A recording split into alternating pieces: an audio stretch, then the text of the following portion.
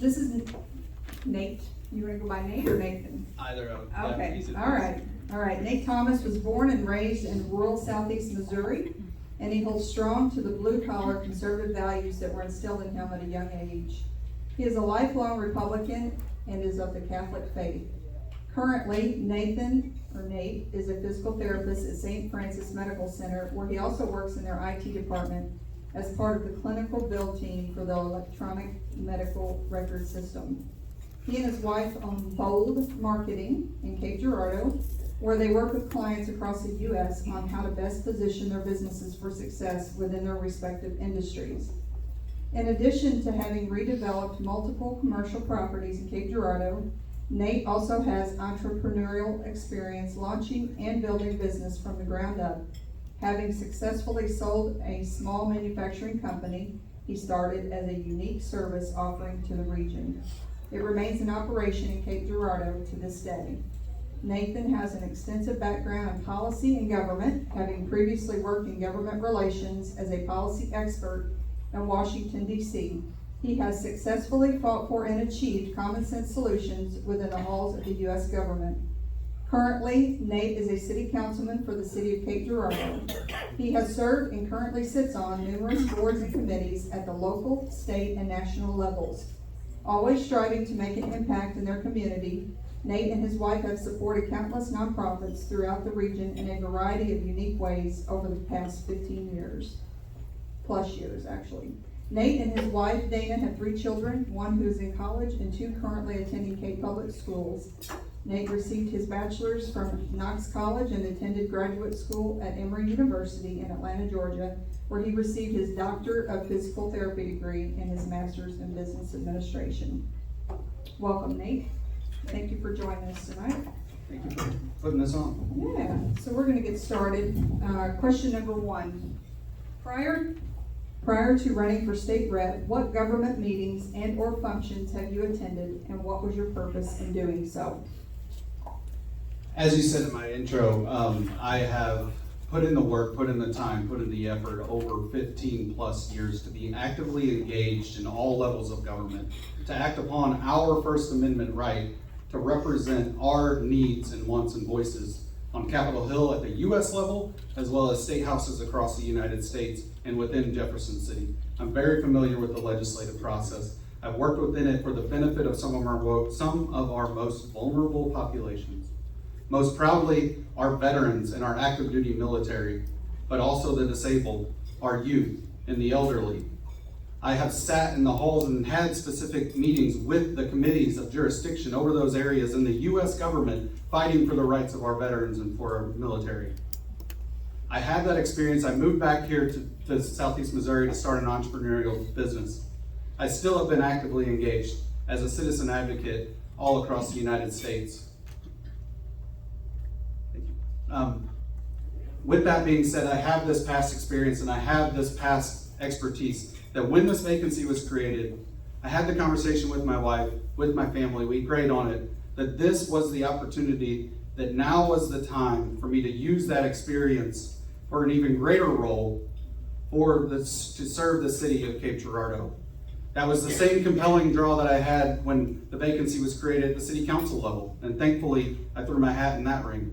And I'm hoping to have the same success now with this one, to be able to serve us and be the active voice that we need in Jefferson City for our community so that we can continue to prosper in these tumultuous times. All right, question number 2. What responsibilities would you have as a newly elected state rep? Well, there is a vast number of responsibilities that you have. And I will say, in all of the experience that I have had, I offer it up not to say that I know exactly what I'm going to do up there, but I will tell you, anybody that's been involved in the legislative process knows that anybody who's not familiar with the process, the newly elected officials, it takes a good year for them to get their feet under them, for them to figure out how to introduce a bill, how to work the committee process, how to amend a bill, where their office is, which way's up, which way's down. It takes that long. I have put in the time, I've put in the effort so that I can, on day one after being elected, assuming this position, I can be your voice on Capitol Hill. And so the responsibility is not just to be the voice. The most effective legislators that I've seen, the most effective leaders I've seen in the legislative branch over my career are the ones that readily enable and readily admit that they don't know what they don't know. And they surround themselves with their constituents, the people that are directly impacted by the policies coming out of Jefferson City, so that can help guide your decisions on what is the true impact back home in Cape Girardeau of what's going on in Jefferson City. And that's what I look to do on a daily basis, reaching out so that can guide my decisions. I am beholden only to you as voters of Cape Girardeau. I am not beholden to any special interests.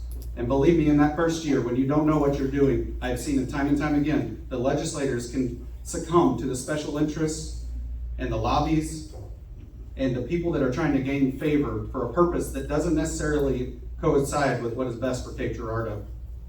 And so I offer that up, that I am aware of that's going on, and I am going to be able to stay the fight and stay focused on the fact that I'm up there to represent you in Cape Girardeau. Question number 3, in 2 sentences, define the difference between democracy and constitutional republic.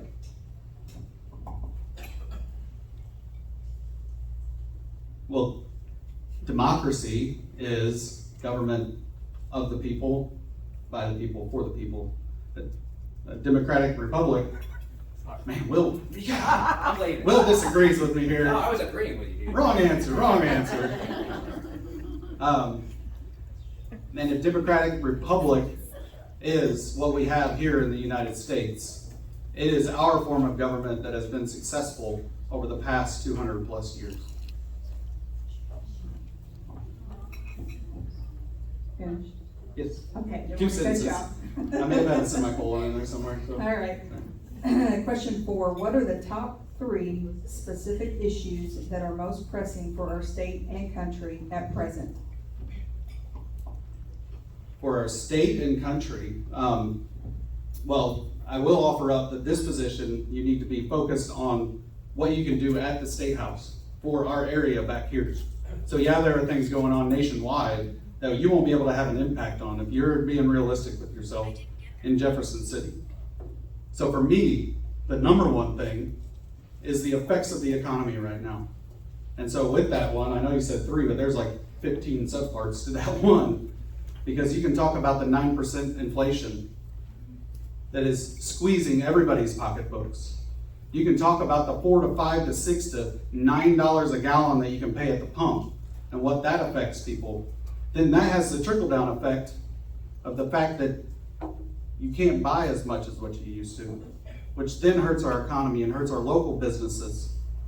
And then you have the Fed saying, oh, we need to counteract this inflation that we've already self-induced, so we're going to raise interest rates even more, which then affects our ability to buy and own homes. And then you have people defaulting on your loans.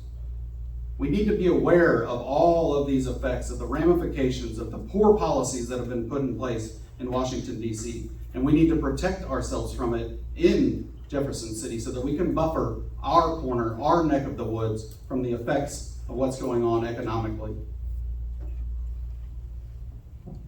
Question 5, in 1 to 2 sentences, define the role of the federal government in relation to state government in the lives of private individuals.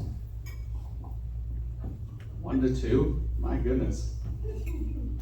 If you have any time left, elaborate if you want. Was it 1 to 2 minutes or 1 to 2 sentences? Well, it says 1 to 2 sentences, but Okay. you have 2 minutes to answer, so if you need 3 sentences, go ahead. Well, I will say, if you've studied civics, there's a role for the federal government. And the role that it is currently assuming is not anywhere near what it was intended to be. There's a far overreaching amount of federal overreach, and it should not infiltrate our states. And there's a reason why we have the system that we have set in place of states' rights. And so they should not be, they have the foundation, they have the Bill of Rights, and they have the Constitution at the federal level that then guides, that's the guidepost for our federal government. And at the time that they start to impede upon our ability to life, liberty, and the pursuit of happiness at the state level, then that is the overreach that needs to be fixed at the state level, and we need to be able to adjust that in the State House in Jefferson City. That was far more than 2 sentences, I'm sorry. I think it was about 4 or 5. But we'll let you slide. Semicolons. Okay, so the next 5 questions are gonna be, agree or disagree or yes or no, okay? Number 6, since high school, have you read the Missouri State Constitution? Yes. Number 7, was the 2020 election stolen?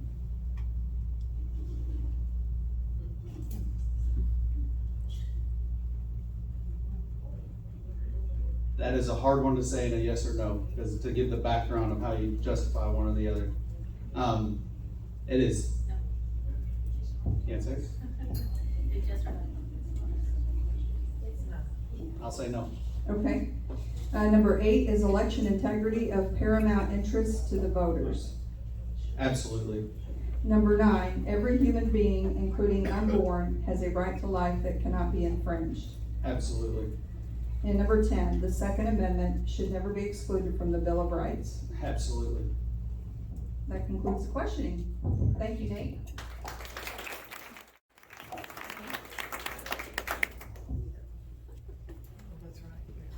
I can't impress upon you guys how important this election is. This election is the future leadership of Cape Girardeau in the State House. And so when I ask you to go, when you go vote, I ask for you to keep something in mind. That when you vote in an open seat primary, a lot of times you're voting for hope.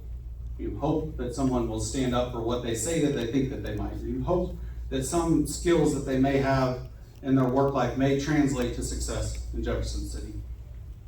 You hope that they won't get eaten alive once they get up there in Jefferson City and the mess that it is. So you can vote for that hope. But I offer you an alternative scenario. I have put in the time and the work and the effort over 15 years executing my First Amendment right to actively engage in all levels of the government, to familiarize myself with the processes so that I can implement change for the good of the citizenry of the United States and Missouri and Southeast Missouri and Cape, so that I can hit the ground running, so that we don't lose a year. Like I said earlier, that year of someone who's not familiar with the process, that's time lost. We've already lost a year without representation. We can't afford to lose 2, but much less in that year. They're also fall victim to special interest groups that will come to try to earn their favor and try to gain favor with them. They will try to influence them. You can already see it in the campaign tactics that are going on locally. There are outside influences trying to infiltrate their ugly hands into our local government. I'm from Southeast Missouri, and nobody comes down here from their basement and has a video telling me I'm not a proud gun owner. Much less, someone doesn't come in and videotape me speaking, piece together parts and parts, and misuse my quotes and try to accuse me of being supporting pornography in the school district. Me, a Christian, a man of 3 children. Anybody who was at that meeting knows that I did not stand for pornography in the school district. It is a shame, it is ugly, it is slander, and it is demeaning. So ask yourself, someone who does that, how are they going to represent you? I am beholden to you as the voters of Southeast Missouri and Cape Girardeau. I am not beholden to any special interests. I'm very well aware of the ones that are up there and that are going to come praying for a district as important as Cape Girardeau as soon as they assume office. And I will stand up to them and I'll say, no, I'm answering to my constituents. I'm not answering to you in a special interest group. How is that person going to represent you if they're already getting influenced? How are they going to represent your morals and your values when you look into your mirror tonight? You want someone that represents those values and isn't willing to give them up for personal gain. I've had to explain to my own daughter on the school ground, because they hear that I like pornography and want the kids to have it. You try to explain to your children how that is misleading, misuse information for someone that's supposed to go to a high position of power in this position, and how they can lie to get there.